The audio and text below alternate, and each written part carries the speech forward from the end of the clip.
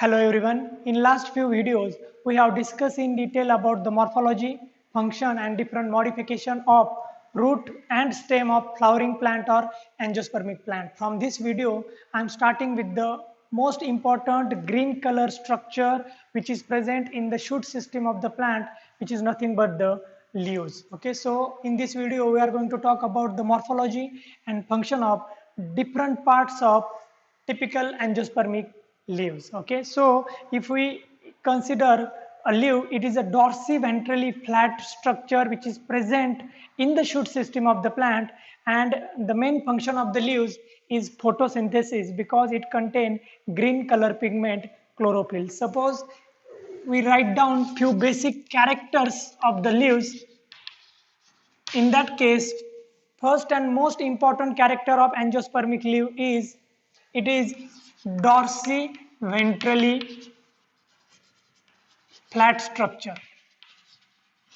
Okay, that means dorsal and ventral side of the leaves is flat and it is green in color and specially designed for producing organic food in the plant by process of photosynthesis.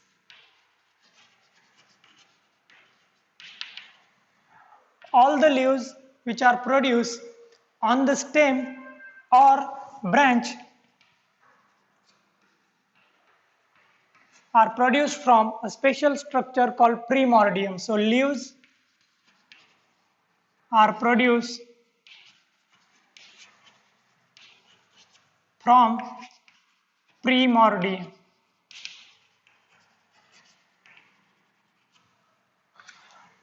Leaf which growing on the stem or branch show limited growth. Okay, as we know that sometimes axis of the plant or main stem show unlimited growth due to presence of apical meristem, but in this case leaf do not show presence of apical meristem or apical bud, so they show limited growth. Okay, leaves showing limited growth.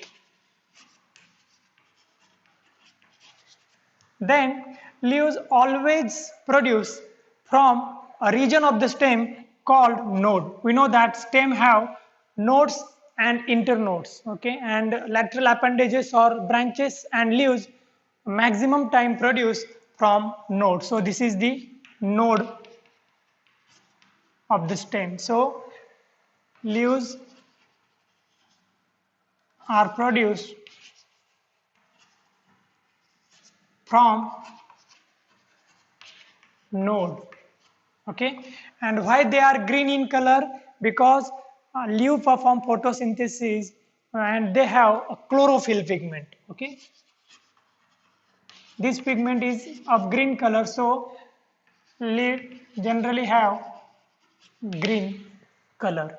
Okay, then there are three important parts of the typical angiospermic leaves. So any leaf of the angiospermic plant have three important regions or part. So see, these are the some basic characteristics of the typical angiospermic leaf, like it is dorsi-ventrally flat structure which is green, thin, and generally it perform function of photosynthesis. That means it produce organic food material for the plant. Then they generally produce on the stem or branch from a special structure called primordium. They lack apical bud, so they have limited growth, and they generally generally grow on the stem from node region. Okay, because stem have node and internode, and leaf are always produced from the node region. They contain chlorophyll, and leaves of the angiospermic plant show three important regions or part. Okay, the first part is the region where stem is connected with the leaves. Okay, so now we are going to see these three important parts of the leaves and their function one by one. So the first part is leaf base. This leaf base is also called as hypopodium.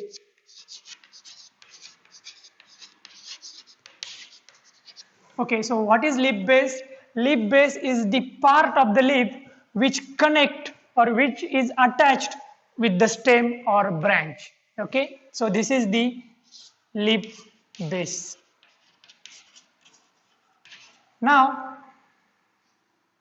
this leaf base assume or have different shapes in different plants. Like in case of mango plant, we can see swollen leaf base. So this leaf base can get different shapes according to the plant species. Okay, now you can see that the position of the leaf, okay, which is close to the leaf base, is axial position, and a special bud is present. A bud is present at this position, and this bud is called axillary bud.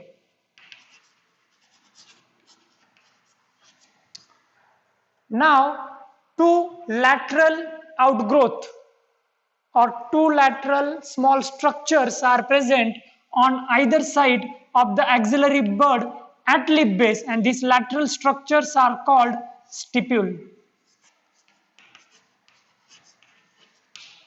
Okay, so here you can see this is the lateral outgrowth which is present in many cases on both sides of the axillary bud, and they are called as stipules. Okay, now according to the presence or absence of stipule, leaves can be classified into two types. The leaf which have the stipule at leaf base is called stipulate leaves,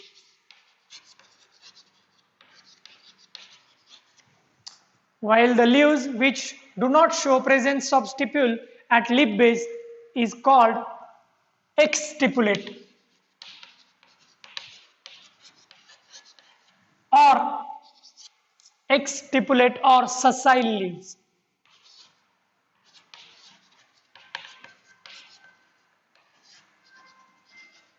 Okay, and now there are two important functions which is performed by leaf base in leaf.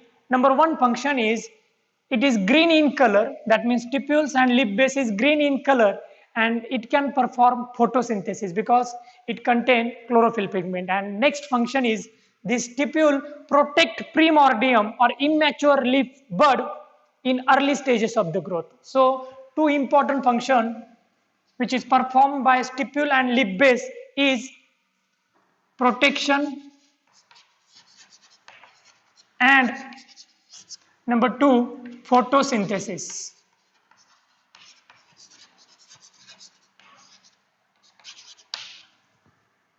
So as we have discussed now, the leaf base, okay, it is the part of the leaf which attach leaf to the stem, and generally the bud is present close to the leaf base is called axillary bud. On both sides of axillary bud, outgrowth or short structures are present which is green in color called stipules.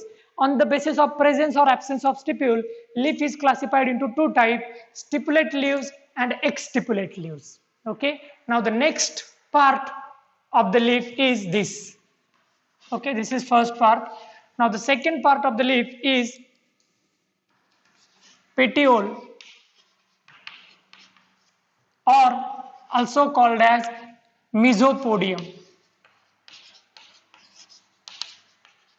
Okay, leaf base is called as hypopodium, while this middle portion of the leaf is called petiole or mesopodium. So this is nothing but the petiole of the leaf. Now this petiole is generally cylindrical,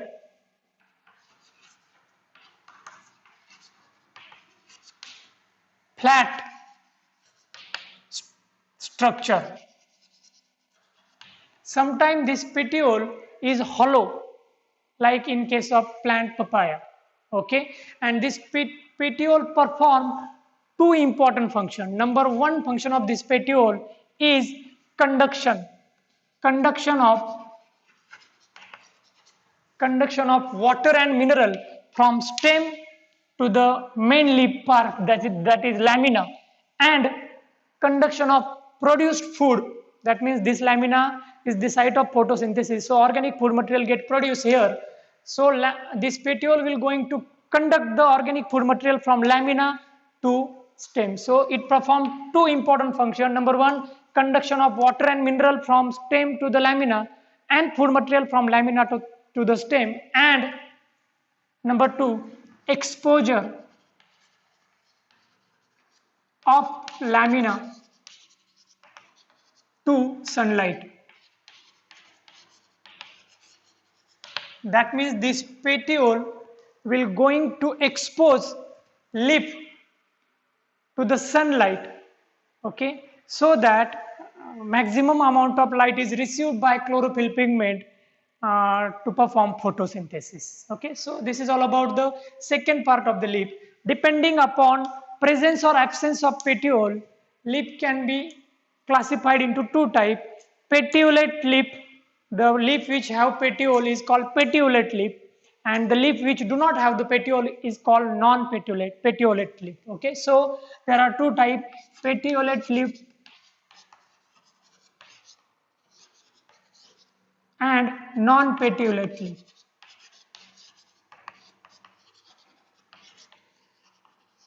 Okay, so here you can see two types of the leaf on the basis of presence or absence of stipule, like stipulate leaves and exstipulate leaves. And on the basis of presence or absence of petiole, there are two types: petiolate leaves and non-petiolate leaves. Okay, and petiole is also known as mesopodium. Now the last part of the leaf is this part.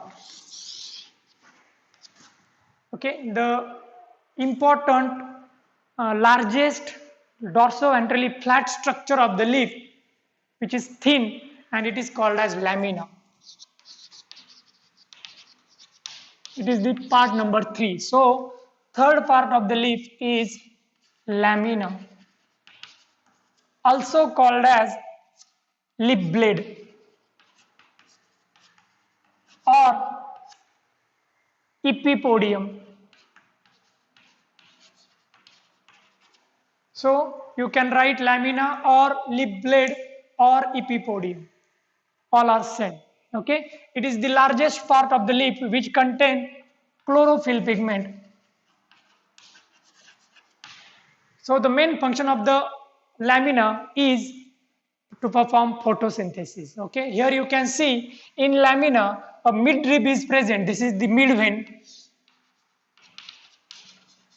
of the plant, and from midvein number of secondary and tertiary vein network is there. Okay, this is the vein which arise from the central vein. Okay, this is central vein, and now network of the vein is produced in the leaf. The arrangement of these veins in the leaf is called venation. We are going to see different type of venation like reticulate or parallel type of venation in our upcoming videos. Okay, so arrangement of this vein in the leaf lamina is called venation. Okay, and now the venation is important character of the lamina. Then this is the tip of the leaf, also called apex. The portion which end the leaf lamina is called margin. This margin may be continuous or discontinuous. Okay, now in some cases of the leaf, dorsal and ventral side of the lamina is structurally different. Okay, and such type of leaves is called dorsiventral leaves.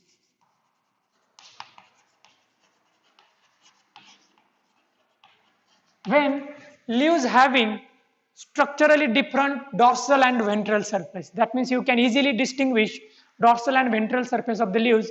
In that case, such leaves are called dorsiventral leaves, and they are mainly found in dicot plants. Okay, in some cases leaves show same structure of dorsal and ventral surface, and such leaves are called bilateral leaves. Okay, and this is the characteristic feature of monocot plant. Okay, what is bilateral leaves? When the leaf showing similar structure of dorsal and ventral side. In some cases it is quite difficult to distinguish the dorsal and ventral side of the leaf, and it is called as cylindrical leaf.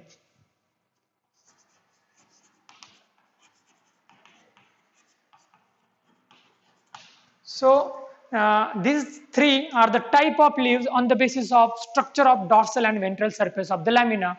Dorsiventral leaves are the type of leaves which found in dicot plant which having different dorsal and ventral surface. Then bilateral leaves found in the monocot plant having similar dorsal and ventral surface, and cylindrical leaves found in plant in which dorsal and ventral surface are difficult to distinguish. Okay, there are three important functions which is performed by the lamina or lip base or epipodium, and the function are: number one, this lamina help in photosynthesis.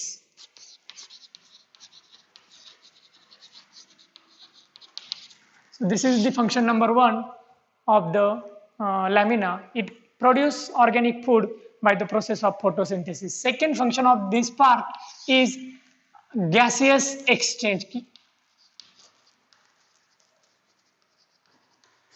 That means it will going to help in respiration. We know that the lower surface of the leaf have stomata which help in the gaseous exchange process. Okay, so that lamina indirectly help in this process, gas exchange. And the third important function of this part is transpiration. That means lamina help in transpiration. It is nothing but the loss of water molecule in the form of water vapor through the lower part of the leaf or through the stomata. Okay, and due to this transpiration, the temperature of the plant get controlled during summer time. Okay, so these three are the important function of the lamina, and on the basis of dorsal and ventral surface of the lamina, leaf can be classified into these three types. So in this way, in this lecture, we discuss about the few important characteristics of the typical angiospermic leaf, then three important part and their function of the leaf, which include lip base or hypopodium, then petiole or mesopodium, and lamina or epipodium. Thank you.